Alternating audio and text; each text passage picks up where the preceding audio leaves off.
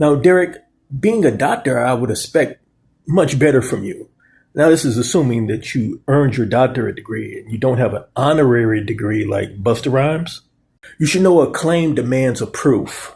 And when you were asked to provide your proof, you finally came up and said, well, I got it from an Islamic encyclopedia. As if an encyclopedia is a proof in of itself. You were asked, who published this encyclopedia? Who wrote the encyclopedia? And you failed to answer those questions. You just say, it's an encyclopedia. This is a logical fallacy. It's an appeal to authority, sir. So you've committed 2 fallacies in your video so far. The first fallacy you did was the genetic fallacy. You implied since the pagan Arabs of old used the word Allah, that must mean that the Allah of the Quran must be the actual pagan Arab who you claim was an idol inside the Kaaba. Let me give you an example why this is a genetic fallacy.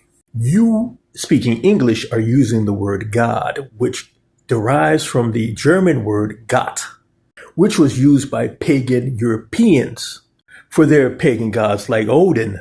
Now, sir, should I make an assumption that you worship Odin? I'm sure you and other Christians would think that's ridiculous. Well, your implication that Muslims worship a pagan Arab god just because they use the word Allah, also a genetic fallacy, is likewise just as ridiculous.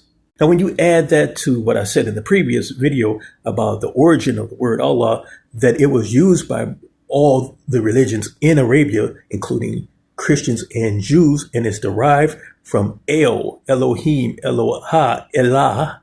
Sir, your claims are nothing but pure nonsense. Tie a bow on it. There are millions of Christian and Arab Jews who would completely disagree with you. And then you drop another predictable accusation. You say that Allah isn't Yahweh. Again, sir, the preponderance of Jewish rabbis would completely disagree with you and your evangelical Christian fellows. In fact, there are many Christian scholars themselves who would completely disagree with you. Please name for us the Jewish rabbi and scholar who agrees with your position. We'll wait for you. Even the most famous Jewish rabbi in history, the Rambam, completely disagrees with you. Are you more knowledgeable about this than the Rambam? In fact, there's a quote I can cite to you from the Rambam where he says, the Ishmaelites, Muslims, are not idolaters at all.